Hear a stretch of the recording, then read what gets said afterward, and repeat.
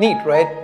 My name's Ash, you're watching C4E Tech, and this is the Vivo Nex Dual.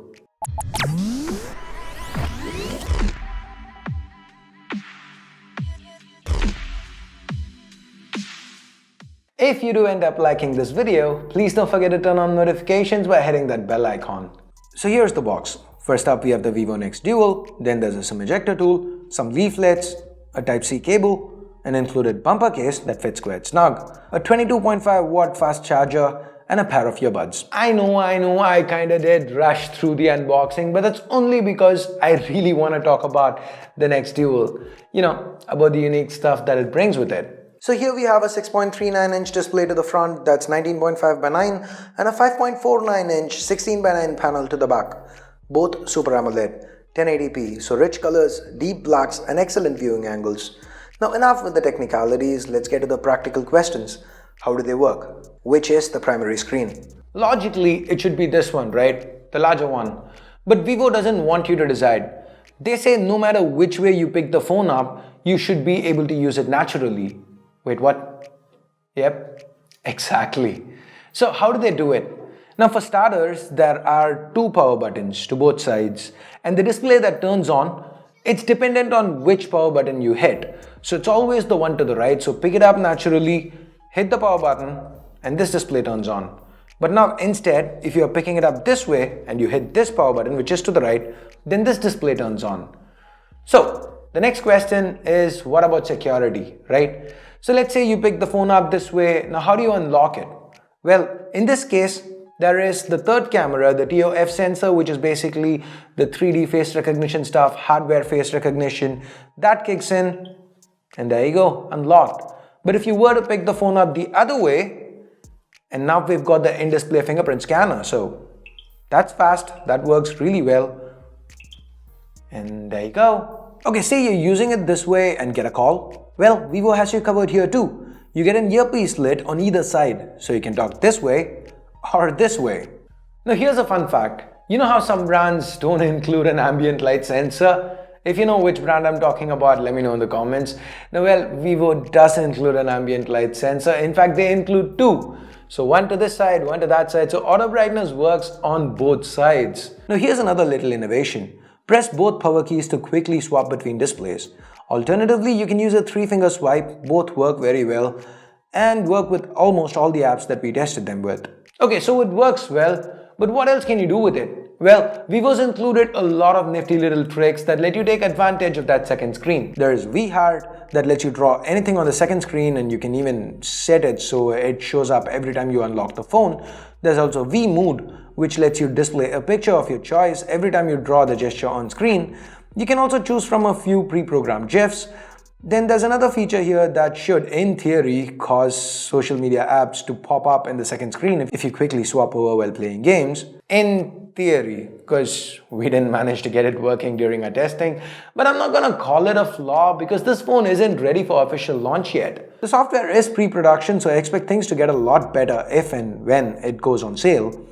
Speaking of the software, I need to show you guys some of the really cool camera stuff the Nex Dual brings with it. I'm sure by this time you know there is no selfie camera and you get to jump to the other screen to take a selfie. That's the whole point, right? But this ring here, it's not just there for no reason. It's quite an impressive add-on. It lights up to show you if you're in the frame when the different portrait lighting modes are enabled. Pretty cool, right? Now for selfies, you even get a couple of fill flashes to get excellent shots under low light or even complete darkness. Then there's a pose mode in here. I found it more funny than useful, but I guess maybe some people might like it. Oh, and you can also reflect your screen so that you can frame the shot. Perfect if you're less than confident in the framing abilities of the one taking the pictures.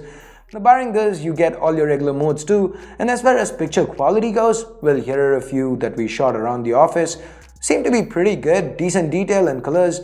The dynamic range seemed excellent. The hardware here is a 12 megapixel f1.79 primary combined with the 2 megapixel f1.8 night vision secondary. You also get a f1.3 TOF sensor that helps with facial recognition. Basically, Vivo has cut no corners here. We have dual screens, an in-display fingerprint scanner, a decent sized 3500 mAh battery, and yep, that is a headphone jack. All this and a headphone jack. By the way, this phone's just about 8mm thick.